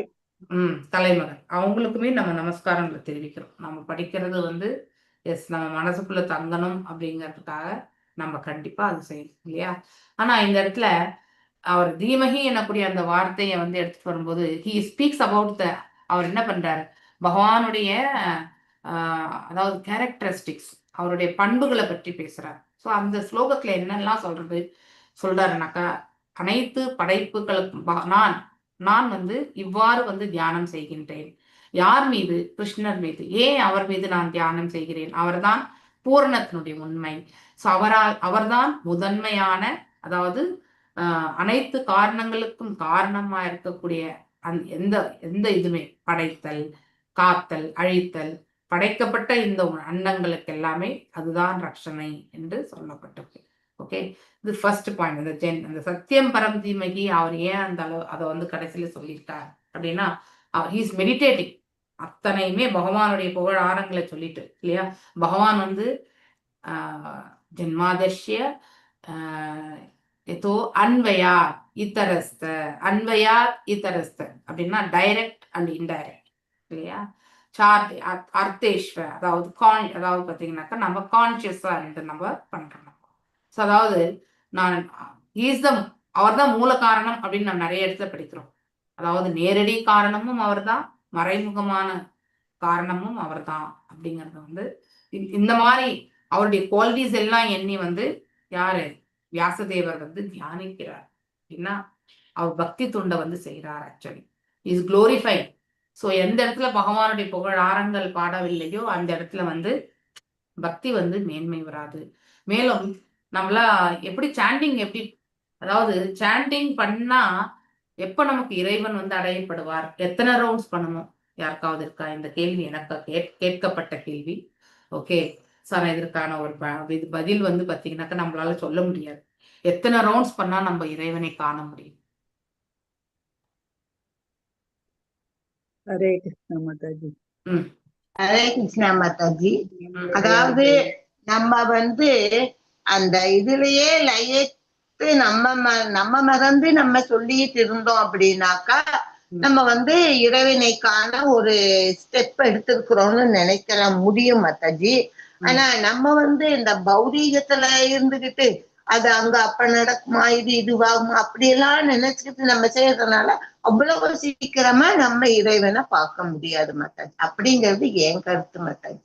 எத்தனை நாமங்கள் சொன்னா நம்மளால இறைவனை, இந்த கேள்வி கேட்கப்பட்டது இல்லையா? 24/7 எல்லா நேரத்திலயும் கிருஷ்ண உணர்வோடு நம்ம. ஆனா இதெல்லாம் யாருக்கு அப்ளிகபிள்னா பக்தர்களுக்கு மட்டும் தான் அப்ளிகபிள். ஓகே, நான் டிவோட்டிஸ்க்கு இது அப்ளிகபிள் கிடையாது. ஒரு சிலர் ரொம்ப வேகமா சொல்லிட்டு போறாங்கம்மா. அது அந்த வார்த்தைகள் கூட அந்த அளவு ஸ்பீடா போறாங்கம்மா. அது தேவையில்லைல்லம்மா. அது ஆக்சுவலி ஒண்ணு வந்து உங்களுக்கு இந்த இதை வந்து நான் ஏன் சொல்லணும்னு நினைக்கிறேன்னாக்கா, எல்லாருமே நீங்க நான் எல்லாரும் ஒரே கருத்து தான். ஓகே, எஸ், பக்தின்னா நம்ம மனசை வந்து பக்குவப்படுத்தி நேரடியா பகவான மனசுக்குள்ள நிலைப்படுத்தி அவருடைய திருவடிகளை எண்ணிக்கொண்டு நாம வந்து நாம ஜபங்களை சொல்லணும். இதுதான் நாம வந்து நம்முடைய ஆச்சாரியர்கள் எல்லாமே நமக்கு எழுதி கொடுத்த அவர்கள் இப்ப இந்த எழுத்துக்கள் மூலியமா நமக்கு யாருடைய அசோசியேஷன் கிடைக்கிறது? ஸ்ரீல பிரபுபாதருடைய association. Is the preeminent acharya. அதாவது ப்ரீ எமினன்ட், நான் எமினன்ட் ஆச்சாரியா அப்படின்னு நினைச்சிட்டு இருந்தேன், ஆனா அந்த மாதிரி கிடையாது. Preeminent acharya. ஓகே, ப்ரீ எமினன்ட்னா முக்காலத்திலுமே இது வரைக்கும் அவர் தான் இருந்தார், இப்பயும் அவர் தான், இனிமேலும் அவர் தான். இஸ்கான் அப்படின்னு நான் காரணம் எப்பொழுதுமே காலத்திலுமே. அதனாலதான் ப்ரீ டிஃபைன்டு இல்லையா? நம்ம கூட சில இதெல்லாம் பாத்தீங்கன்னாக்கா கண்டிஷன்ஸ். இப்போ புஷ்ப மாதாஜி கெமிஸ்ட்ரி டீச்சர், அவங்க பாஷையிலே பேசணும். இப்போ வந்து ஒரு கலவை, ரெண்டு மெட்டீரியலை வந்து அவங்க என்ன பண்ற, 2 கெமிக்கல்ஸை வந்து ஒரு பர்டிகுலர் கேட்டலிஸ்ட்ன்றது டிஃபைன் பண்ணியாச்சு. அது போட்டா இது இப்படிதான் வரும் அப்படிங்கறத வந்து நம்ம தெரிஞ்சுக்கோம். அந்த கேட்டலிஸ்ட மாத்த மாட்டாங்க இல்லையா? அந்த கேட்டலிஸ்ட் என்ன சொல்லுவீங்க மாதாஜி நீங்க? I don't know. அது கிரியா ஊக்கியம் மாதாஜி, கிரியா ஊக்கியம். It does not involve in the reaction, but it will induce. ஆமா, அது ஆட் பண்ணி தான் ஆகும் இல்லையா? ஆனா அந்த அந்த பர்டிகுலர் மெட்டீரியலை வந்து நம்ம மாத்திக்கவே மாட்டோம் இல்லையா? அது ஸ்டாண்டர்டா இருக்கும். அதனால இந்த கெமிக்கல்ஸ் பண்ணா கூட நம்ம என்ன பண்ணுவோம், இந்த ரேஷியோ மாத்தி பார்ப்போம், எல்லாமே பண்ணுவோம். ஆனா அந்த கேட்டலிஸ்ட வந்து மாத்த மாட்டோம். அதுதான் மெயின் இல்லையா? அது போல வந்து வாழ்க்கையில வந்து நம்ம அதாவது எந்த செயல் செஞ்சாலும் பகவானுடைய இது இருக்கணும் மாதாஜி, அப்பதான் அந்த செயலை செய்ய முடியும். பகவான் கருணை இல்லைன்னா ஒண்ணும் செய்ய முடியாது மாதாஜி. கரெக்ட். ஆனா நம்ம ஃபர்ஸ்ட் ஸ்லோகமும் சரி, செகண்ட் ஸ்லோகம் மாதிரி, அதாவது தர்ம புரோஜித கைதவத்ர பரமோ நிர்மத்சராணாம் சதாம் வேத்யம் வாஸ்தவம் அத்ர வஸ்து சிவதம் தாபத்ரயோன்மூலனம் ஸ்ரீமத்பாகவதே மகாமுனி கிருதே கிம் வா பரைரீஸ்வரா சத்யோ ஹிருதய அவ்ருத்யதே அத்ர கீர்த்திபி சுஷுபி தத்ஷனாத். க்ஷணம், ஓகே, ஒரு க்ஷணம். எவ்வளோ காலம் நம்ம வந்து உட்காந்து நாம ஜபங்கள் சொல்ல வேண்டியதில்லை. ஆனா இது நமக்கு அப்ளிகபிள் கிடையாது. ஓகே, ஏன்னா கடவுளுடைய மேன்மையான குவாலிட்டிஸ் எல்லாமே நம்ம காதால கேட்டிருக்கோம், ஸ்ரவணம் பண்ணியிருக்கோம், கீர்த்தனம் பண்ணியிருக்கோம் இல்லையா? ஸோ அப்போ நாம என்ன பண்ணணும்? we have to follow the procedure process இல்லையா? இப்போ 6th சாப்டர் பகவத்கீதையிலுமே இப்படிதான் ப்ராக்டிஸ் பண்ணணும். ப்ராக்டிஸ் பண்ணா மட்டும்தான் நீங்க வந்து பக்குவத்தை அடைவீங்கன்னு பகவான் சொல்லியிருக்காரு. ஆனா இது எல்லாமே டிவோட்டிஸ்க்கு தான் அப்ளிகபிள். ஓகே, டிவோட்டிஸ்க்கு தான் இந்த ப்ராசஸ். ஒரு முறை நாம டிவோட்டி என்ற அந்த பாதையை ஏற்றோம்னா அப்ப நாம என்ன பண்ணணும்? இந்த ரூல்ஸ் ரெகுலேஷன்ஸ் எல்லாம் பண்ணணும். ஃபார் எக்ஸாம்பிள், ஒரு கர்மியா இருக்காரு இல்லையா, அவருக்கு பக்தின்றதே தெரியாது இல்லையா? ஸோ அப்படின்ற பட்சத்துல வந்து நம்ம என்ன பண்ணணும்னாக்கா, நம்ம கரெக்டான விதத்துல எந்த அஃபென்சஸ் இல்லாம நாம அபராதங்கள் நம்ம எது வரைக்கும் செய்துட்டு இருக்கோமோ அது வரைக்கும் நம்முடைய பக்தியில நம்ம முன்னுக்கு போக முடியாது. அந்த இன்டென்ஷனுக்காக தான் உங்களுக்கு இப்ப விளக்கின்னு இருக்கேன். ஸோ நாம் இப்படிதான் உட்காரணும், அப்படிதான் உட்காரணும் அப்படின்னா நம்ம we are reducing the glorification of the law. Okay, this was the clarification given by the senior devotee.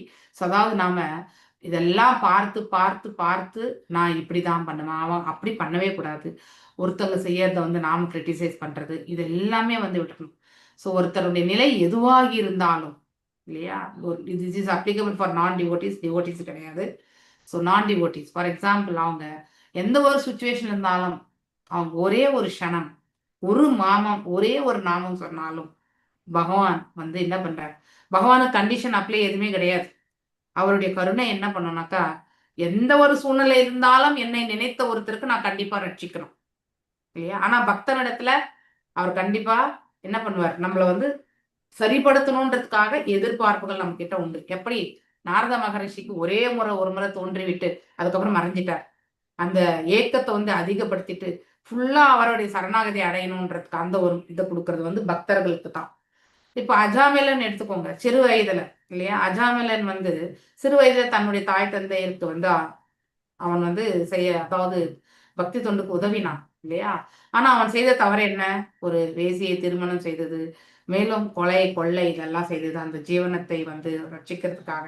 அதாவது பிராமணிக்கல் குவாலிட்டிஸ் எல்லாமே அவன் விட்டாச்சான் இல்லையா? ஆனா மரணத்து தருவாயில வந்து அவன் முன்னையும் அவனுடைய மகனை நாராயணா என்று அழைத்தான் இல்லையா?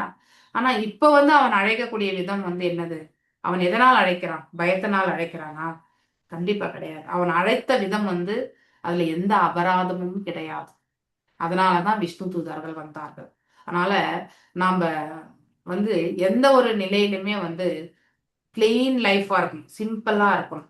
அப்படிப்பட்ட பாவத்தை வந்து நாம் வளர்த்துட்டோம்னா ஆட்டோமேட்டிக்கலி நாம செய்யக்கூடிய பக்தி தொண்டுமே வந்து மேன்மையா செல்லும். ஆனால் அதை விடுத்துட்டு நம்ம இது பர்ஃபெக்டா செய்துமா அதை பர்ஃபெக்டா செய்துமான்னு உட்காந்துட்டு நம்ம அலசி ஆராயவே கூடாது. நம்ம நிறைய அபராதங்கள் செய்யறோம் நம்ம இல்லையா? ஸோ நாம அபராதங்கள், ஸோ அதே மாதிரி வந்து வைஷ்ணவ அபராதங்கள். பாவத்திற்கும் அபராதத்திற்கும் என்ன வித்தியாசம்? பாவம் வந்து பகவான் வந்து ஒரே ஒரு நாம ஜபத்துல கூட பாவத்தை ஃபுல்லாவே விளக்கிடுவார் பகவான். ஆனா அபராதங்கள் என்பது நம்ம விளக்கப்படலாகாது. ஓகே, அபராதம் is we are doing the அபராதா அந்த lotus feet, names of the lotus feet of the lord. அடுத்து வந்து ஒரு வைஷ்ணவாவுடைய திருவடிகள்ல அபராதம் செய்யறோம், பகவானுடைய திருநாமங்கள்லையுமே நம்ம அபராதம் செய்யறோம். இதற்கு வந்து என்ன solution? Continuous chanting. Okay, continuous chanting பண்ணதான் நம்ம வந்து எப்பயோ ஒரு காலகட்டம் வரும்பொழுது நம்முடைய அபராதங்கள் எல்லாம் நியூட்ரலைஸ் ஆன பிறகுதான் பக்தியில வந்து நம்மளால வந்து பாவ பிரேமைக்கெல்லாம் போக முடியும். ஸோ எது வரைக்கும் அப்படின்னா நம்ம இப்ப என்ன எப்படி அலசி ஆராயணும்? அப்ப நாம சொல்லக்கூடிய நாம ஜபங்கள் எல்லாம் அபராதங்கள் உண்டு. அதனால்தான் நம்ம அந்த நாம ருச்சிக்கு நம்மளால செல்ல முடியல இல்லையா? நாம அபராதலையே உட்கார்ந்துருக்கோம். அதனால யார் எப்படி சாண்டிங் பண்றாங்கன்றத விட நம்ம பாக்குறத விட நம்முடைய சாண்டிங் நல்லாதான் இருக்கு. நான் பத்மா மாதாஜியும் சரி, Prema Mataji take lot of time actually, I should tell that. Hare Krishna Mataji. எல்லாமே வந்து பர்ஃபெக்டா வந்து வார்த்தைகளுடைய இது வந்து பதங்கள் வந்து உச்சாரணம் பர்ஃபெக்டா பண்ணுவாங்க. சோ பிரேமா மாதாஜி டைம் எடுத்துட்டா கூட அந்த வார்த்தைகள் வந்து பாத்தீங்கன்னாக்கா கரெக்டா வந்து சொல்லிடுவாங்க. So that is fine, no issues. See, நாம ஒரே ஒரு நாமத்தை ஒரு சில ரொம்ப ஸ்பீடா போறாங்க Mataji. That's what I'm telling. நம்ம அடுத்தவங்களுடைய நாம ஜபத்தை பத்தி நம்ம யோசிக்க கூடாது, அதுவுமே நமக்கு அபராதம் வந்துடும். ஓகே, நான் அதுக்காக தான் உங்களுக்கு மெயினா சொல்றேன். யார் எப்படி செய்தாலும் இது வந்து ஒரு கிளாஸா சொல்றேன். இது வந்து யாரையுமே வந்து புண்படுத்துறதுக்கோ கிடையாது. ஸோ நாம ஜபங்கள் வந்து அடுத்தவங்க எப்படின்னா செய்துட்டு போட்டோம், அதை பத்தி நீங்க வருத்தப்படாம நம்மளால முடிஞ்ச அவங்க அளவு நீங்க செய்யணும். நீங்க சொன்னா அவங்க ஏத்துக்குவாங்கன்னாக்கா கண்டிப்பா வந்து சொல்லலாம், மத்தஜி நீங்க இப்படி பண்ணுங்களேன். அதுவுமே அஃபண்டிங் ட்ரூத்தையே, அதாவது உண்மையை வந்து நாம வந்து சொல்லணும். ஆனா அந்த உண்மையுமே வந்து நாம எப்படி சொல்லணும், அவங்க மனசை வருத்தப்படாம இருக்கிற அளவுக்கு சொல்லணும். That is very important. அப்படின்னா அந்த வார்த்தைகளை வந்து நம்ம எப்படி எடுத்துட்டு வரணும், ரொம்பவுமே சாஃப்டான விதத்துல எடுத்துட்டு வரணும். நடிக்க முடியாது நம்மளால. ஆனா உண்மையிலேயே அவங்களுக்கு நம்ம வந்து அவங்க நல்லா இருக்கணும் அப்படின்னு நினைக்க ஆரம்பிச்சோம்னா, அடுத்தவங்க நல்லா இருக்கணும்னு நினைக்க ஆரம்பிச்சோம்னா ஆட்டோமேட்டிக்கலி வந்து அந்த நம்ம சொல்லக்கூடிய பாவத்திலுமே அவங்களுடைய மேன்மைக்காக சொல்றதுக்கான அந்த பாவம் வந்துடும். ஓகே, அதே வந்து நம்ம ஒரு அந்த அந்த சம்பந்தமே இல்லாம பேசணும்னாக்கா நம்ம கொஞ்சம் ரஃபா தான் பேசுவோம். நீ இது இந்த மாதிரி தப்பு பண்ற, நீ வந்து சிலபஸ் எல்லாம் கரெக்டா சொல்லல, அதனால வந்து இந்த ஜபம் வந்து நல்லா இருக்காது, இது வந்து அபராத ஜபம் இல்லையா அப்படிங்கிறது எல்லாமே வந்து நாம சொன்னோம்னா கண்டிப்பா கேட்டுக்க மாட்டோம். ஓகே, சொல்லக்கூடிய விதம் ரொம்ப முக்கியம். ஸோ இதே மாதிரி விதுரர் வந்து என்ன பண்றாரு, எல்லா இடத்துலயுமே சுத்திட்டு வர்றார், யாத்திரை போயிட்டு வந்து பகவான் இந்த பிரபஞ்சத்தை விட்டு கோலோகம் சென்று விட்டார் என்று தெரியும். ஆனாலுமே அவர் வந்து அதை வந்து பாண்டவர்களுக்கு சொல்றது கிடையாது இல்லையா. ஸோ அந்த மாதிரி ஒரு பாவத்தை நம்ம கொள்ளணும். ஏன்னா பாண்டவர்கள் வந்து ரொம்பவுமே தர்மத்தை அறிந்தவர்கள். பகவான் இல்லை என்றால் அவர்களுமே இந்த பிரபஞ்சத்தை உடனடியாக நீங்கி விடுவார்கள். ஆனா இப்போ அவங்க என்ன ஆகணும், அவங்க வந்து ஆல்ரெடி ஆண்டுன்னு இருக்காங்க இல்லையா, அந்த ஆட்சி தொடரணும் சிறிது காலமாவது அப்படிங்கிறதுக்காகவே அவர் மேலும் பகவானுடைய பிரிவை வந்து அவங்களால ஏற்றுக்கொள்ள முடியாது இல்லையா, அதனால வந்து அவர் சொல்லல. ஓகே, ஆனா அதே சில உண்மைகளை வந்து திருதராஷ்டிரருக்கு என்ன பண்ணார், அப்படியே போட்டு உடைச்சிட்டார் இல்லையா. நீ வந்து எத்தனை நாள் வந்து நீ வந்து பீமன் கையால வந்து சாப்பிட்டு வாழணும் இல்லையா. பீமன் பீமன் என்று ஏன் அந்த இடத்துல ரெஃபரன்ஸ் கொடுத்தார், அதாவது திருதராஷ்டிரோடைய 2 பிள்ளைகளை வந்து வதைத்தவன், அதாவது அவருக்கு மிகவும் நெருக்கமான பிள்ளைகள் யாரு, துரியோதன மற்றும் துச்சாதன். அவங்க 2 பேரையும் வதைச்சது யாரு, பீமன் தான் இல்லையா. தன் பிள்ளைகளை கொன்ற ஒருத்தருடைய உணவை நாம நீ உட்கொள்ளலாமா அப்படிங்கறது வந்து சொல்வார். அதாவது அந்த அளவுக்கு வந்து திருதராஷ்டிரன் வந்து கம்ஃபர்ட் ஜோன்ல இருந்திருக்காங்க இல்லையா. அதாவது அரண்மனை வாசம் என்பது அவருக்கு வந்து நித்தியமானது என்ற அந்த ஒரு ஆங்கிள் பௌதிகத்துல இருந்து நோக்குகிறார். உண்மையிலே இங்க நித்தியப்படுவதற்கு எதுவும் இல்லை, சில காலம் மட்டும்தான் உபயோகப்படுத்த முடியும். அதன் பிறகுதான் போதனைகள் வந்து கொடுத்து அவருமே வந்து கிளம்பி போய் ஒரு 5 நாட்கள்லயே அவர் வந்து முக்தி அடைகின்றார் இல்லையா, சாயுஜ முக்தி அடைகின்றார். அவருக்கு ஏன் வந்து பக்தி பாதை சொல்லப்படவில்லை, அந்த பக்குவம் கிடையாது இல்லையா. ஸோ அதனால அந்த பக்குவம் இல்லாததால வந்து பக்தி பாதை இறைவனை பற்றி கேட்கக்கூடிய அந்த குவாலிட்டிஸ் இல்லை இல்லையா. அதனால என்ன பண்றாரு, அவர் வந்து இந்த அஷ்டாங்க யோக பயிற்சிகளை தான் எடுத்துரைக்கிறார். ஸோ ஒவ்வொன்றுத்துக்குமே ஒவ்வொரு காரணங்கள் உண்டு. ஓகே, அதனால வந்து நம்ம அதை புரிஞ்சுதான் நம்ம செய்யணும். ஸோ முழு மெய்ப்பொருள் பௌதிக மாசுகள் அதனால நம்ம சாண்டிங் பண்ணும்பொழுது ஒண்ணு மாத்திரம் நினைக்கிறோம், ஒரே ஒரு நாமம் போரும், ஒரு க்ஷணம் போரும், தத் க்ஷணாத் இல்லையா. ஸோ அந்த ஒரே ஒரு நாமம் பகவானை வந்து நாம நினைக்கலனாலும் பரவாயில்ல, ஆனா ஒரே ஒரு க்ஷணம் வித்தவுட் அஃபென்ஸ் ஒரு நாமம் சொன்னாலும் நமக்கு இறைவன் வந்து அடைய பெறுவார் அப்படின்னு வந்து சொல்லப்பட்டிருக்கு அந்த ஸ்லோகத்துல. ஸோ செகண்ட் ஸ்லோகம் of first canto, okay, first சாப்டர்ல. ஸோ இதெல்லாம் மங்களாச்சரணம் ஸ்லோகம்ஸ் ஆக்சுவலி. ஓகே, அந்த 3 ஸ்லோகங்களுமே வந்து மங்களாச்சரணம் மாதிரி நிறைய கருத்துக்களை வந்து வியாசதேவர் வந்து சொல்லியிருக்காரு. ஓகே, ஸோ இதெல்லாம் நாம தெரிஞ்சுக்கணும். நிறைய நம்ம ஜிக்னாசு பண்ணாதான் இதை புரிஞ்சுக்க முடியும். நிறைய இன்னைக்கு படிச்சதை விட நாளைக்கு மீண்டும் இதே இந்த ஸ்லோகத்தை இன்னொரு 4 நாள் கழிச்சு படிச்சாலும் இன்னைக்கு படிச்ச கருத்துக்களை காட்டிலும் இன்னும் மேன்மையான கருத்துக்கள் அப்ப தெரிய வரும். ஏன்னா இன்னைக்கு உணர்ந்தது வந்து ஃபர்ஸ்ட் டைம் வாசிக்கிறதுனால உணர்கின்றோம் இல்லையா. அதையே நாம மீண்டும் ஒரு 4 வாட்டி வாசிச்சோம்னா அதனுடைய தாற்பயம் இன்னும் ஆழமாக தெரிய வரும். ஓகே, ஸோ அது பௌதீக உலகிலிருந்து அனைத்து ஆன்மீக வெற்றிகளின் விடுதலையினை அளிக்கிறது. இவ்வாறு பரம முழுமை பொருளாக இருப்பவர் வாசுதேவர் கிருஷ்ணரே ஆவார். கிருஷ்ணரின் அகத்திற்கும் புற உடலுக்கும் வேற்றுமை கிடையாது, நமக்கு தான் அந்த மாதிரி வேற்றுமை இல்லையா. இந்த புற உடல் வந்து பௌதீகம் 24 பண்புகளாலானது, இந்த அக உடல் வந்து நித்தியமானது, இறைவனுடைய விண்ணப்பம். சில சமயங்களில் தம்மை அறிஞர் என்று கூறிக்கொள்வோர் கிருஷ்ணரின் சட்டபூர்வமான நிலையினை அறியாது அகத்திலிருந்து கிருஷ்ணர் புறத்திலிருந்து கிருஷ்ணர் வேறானவர் என்று கூறி மக்களை தவறான திசையில் அழைத்து செல்கிறார். இதை எப்படி நம்ம சொல்லணும்னாக்கா, பகவான் அவருடைய ஆற்றல் இந்த இரண்டுக்கும் இடையே இருக்கக்கூடிய ரிலேஷன்ஷிப், அதனுடைய குவாலிட்டிஸ்ல எந்த மாற்றமும் கிடையாது. அதாவது இறைவனுடைய பர்ஸ்பெக்டிவ்ல இருந்து பார்க்கும்பொழுது எல்லாமே அவருக்கு சேத்தனம் தான். ஆனா நமக்கு மட்டும்தான் இது பௌதீகம், இது ஆன்மீகம் என்று வேறுபடுத்தி பார்க்கக்கூடிய குவாலிட்டி. நமக்கு எல்லாமே பௌதீக புலன்கள் தான் கிடைச்சிருக்கு. அது ஏன்னா நாம் இறைவனை மறந்ததால நமக்கு இருக்கக்கூடியது என்னது? பௌதீக புலன்கள் தான் எல்லாமே. ஆனா பகவான் அப்படி கிடையாது. அவரிடம் இருந்து தோன்றிய 8 ஜடசக்திகள், பிரிந்து வந்த ஜடசக்திகள் படிக்கிறோம். 8 ஜடசக்திகள் இல்லையா? பூமி, அப்போ, அனலோ, வாயு இல்லையா? கம்மனா, புத்தி, ஏவச்ச அகங்கார, விமூடாத்மா, அகங்கார, ஒரு நிமிஷம் முன்னாடி தானே படிச்சிருப்பேன், அஷ்டதக இப்படி படிச்சோம்ல, ஒரு நிமிஷம். அகங்கார விமூடாத்மா. ஹரே கிருஷ்ணா. நிலம், நீர், நெருப்பு, காற்று, ஆகாயம், மனம், அகங்கார இதியாமே, அகங்காரம் இதியாமே பின்னா பிரகிருதி அஷ்டதா 8 ஜடசக்திகள். ஆனா அது அவரிடம் பிரிந்து வந்தாலும் அந்த 8 ஜடசக்திகளை யார் கட்டுப்படுத்துறது? பகவான் தான் கட்டுப்படுத்துறது இல்லையா? there is a link. For example, நம்முடைய பிள்ளைகள் நம்ம பிள்ளைகளோட பிசிக்கலி நம்ம பாத்தீங்கன்னாக்கா தாயினுடைய கருவில் இருக்கிற வரைக்கும் தான் நம்ம பிள்ளை தாங்கி இருக்கோம், நம்மளோட வச்சிருக்கோம் இல்லையா? அந்த பிள்ளை பிறந்த பிறகு அந்த பிள்ளையுமே ஒரு தனி என்டிட்டி ஆயிடுறாங்க இல்லையா? ஆனா அன்பு, பரிமாற்றங்கள் இதுல எல்லாமே அந்த குழந்தைய நம்ம என்ன பண்றோம்? மனதளவிலுமே வாரி அணைச்சிக்கிறோம். அதே மாதிரி பிசிக்கலி கூட நம்ம அழைச்சிக்கிறோம். ஆனா அதே பெரியவங்க ஆகி இல்லையா, அவங்க போன பிறகு இது என்னுடைய பிள்ளை அப்படின்னு நம்ம அந்த பாவத்தை, அப்பயுமே அந்த சம்பந்தம் உண்டு. ஆனா அங்க என்னது? பிசிக்கல் சம்பந்தமே தெரியாது நமக்கு. ஆனா நம்ம தான் அந்த குழந்தைய கட்டுப்படுத்துறோன்ற அந்த விதத்துல இருந்து நம்முடைய பேச்சை கேட்டுதான் அந்த குழந்தை நடக்கிறது இல்லையா? அப்படிங்கிற ஒரு பாவனையில பார்க்கும் பொழுது அங்க கட்டுப்படுத்துபவர் யார்?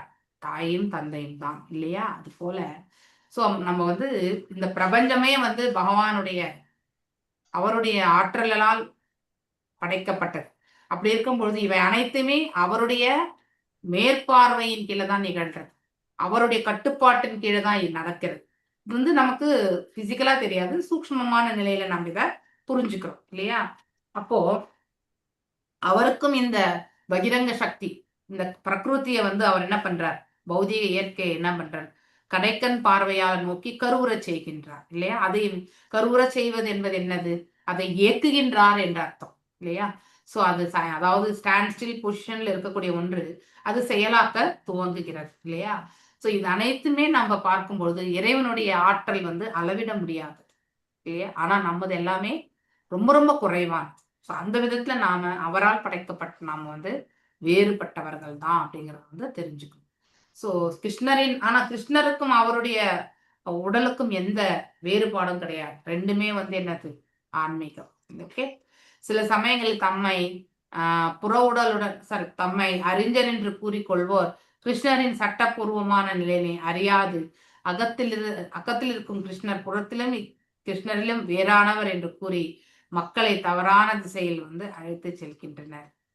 அது தவறு இல்லையா? பகவான் உள்ளுக்குள்ள பரமாத்மா நிலையில வேறுபட்டவர், வெளிப்புறம் பௌதிகம் என்ற நாமளே நம்ம ஒரு சுச்சுவேஷனை கிரியேட் பண்ற மாதிரி அது மிக தவறானது. அவருடைய உடலும் பரமாத்மா நிலையும் ஒன்றுதான், அது முழுவதும் ஆன்மீகம் என்பதை நாம தெரிஞ்சுக்கணும்.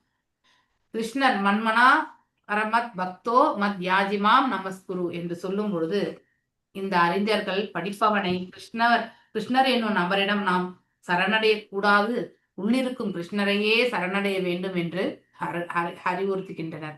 இப்படிப்பட்ட அறிஞர்களாலும் மாயாவதிகளாலும் தங்கள் குறைந்த மதியினை வைத்துக்கொண்டு கிருஷ்ணரை அடைய முடியாது. அப்படின்னா அருவத்தன்மைக்கும் மற்றும் பரமாத்மா நிலைக்கும் மட்டும்தான் அவர்களுடைய அறிவுறுத்தல்.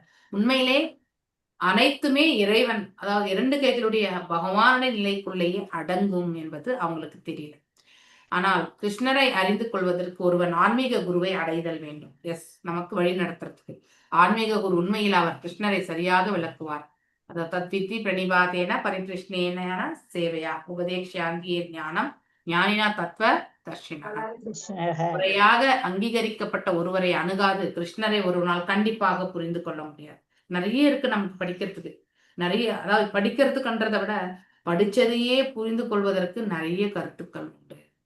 ஓகே, உண்மையான கருத்தை புரிஞ்சுக்கணும்னா நாம எப்படி சிம்பிளா வாழ பழகினா ஆட்டோமேட்டிக்லி அதற்கேற்றவாறு எல்லாமே நமக்கு விளங்க வரும்.